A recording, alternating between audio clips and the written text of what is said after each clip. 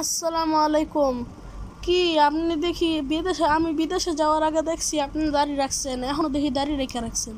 দাড়ি কি এত ভাল লাগে? আমার মতো এত সুন্দর করে মুছ রাখবেন সেন আপনি? দাড়ি ভাল লাগে কি বিশ্রী লাগতেছে, অ্যামাজন জঙ্গলের মতো। এখন দাড়ি রাখেন না, আমার মতো সুন্দর করে মুছ রাখেন। দাড়ি ভালো না। ওয়ালাইকুম সালাম ওয়া রাহমাতুল্লাহি ওয়া বারাকাতু। নাউজুবিল্লাহ, আপনি কি বলছেন? আপনি আল্লাহর ও নবীর সুন্নত তরিকাকে আপনি অ্যামাজন জঙ্গল বলছেন? এই সুন্নতি জিনিসটা হলো আমাদের নবীর শিখিয়েছে আমাদের। এখন আমাদের নবীর যদি সুন্নত পালন আমরা না করি তাহলে কঠিন নাম পাবো আমরা, আর অনেক গুনাহ হবে। আর আপনি যেটাকে অ্যামাজন জঙ্গল বলছেন ওইটা আসলে আমার সৌন্দর্য। আপনার সৌন্দর্য না রাখলে আপনি মুছ যে দিচ্ছেন, আপনার তো মুছটাও ভালো লাগছে না। আপনি দাড়ি রাখবেন, আপনাকে অনেক সুন্দর লাগবে। এবং আপনার কি সুন্দর নুরানি চেহারা, এই নুরানি চেহারার মধ্যে যদি আপনি মুছ রাখেন তাহলে তো দেখতে ভালো লাগে না। এবং আল্লাহ বলেছেন যে মুছ যে রাখে, মুছ রেখে যখন সে মোটা মোটা মুছ দিয়ে একসাথে পানি খায়, এই মুছ ধোয়া পানি হারাম করে দিয়েছে আল্লাহ। আর আপনি অ্যামাজন জঙ্গল কিভাবে বলছেন এটা আপনি?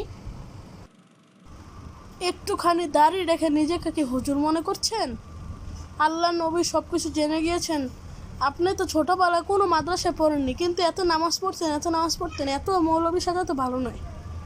আমার মতো স্ট্রং হতে হবে, আমার মতো স্টাইলিশ হতে হবে। এই দুনিয়ায় স্টাইলিশ ছাড়া জায়গা নেই।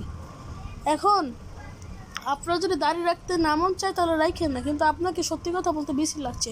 আর আপনি কিভাবে আমাকে বিশ্রী বললেন?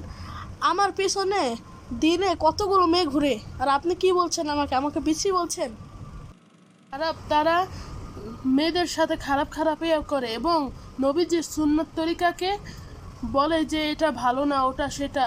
আর ভালো মানুষের প্রকৃত যারা ভালো তারা সবসময় দাড়ি রাখে, আবার আল্লাহর নিয়ম নীতি মানে।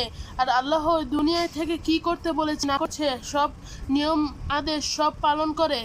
এই জন্য আপনি বলছেন যে আমি আউলিয়া হয়ে গেছি, আমি মাদ্রাসায় না পড়তে পারি, কিন্তু আল্লাহর ইমান আমার কাছে বহুত আছে। আর আপনি যে বলছেন যে মুছ রাখা ভালো না, মুছ দিয়ে যদি আমি পানি খাই তাহলে আল্লাহ বলেছেন এটা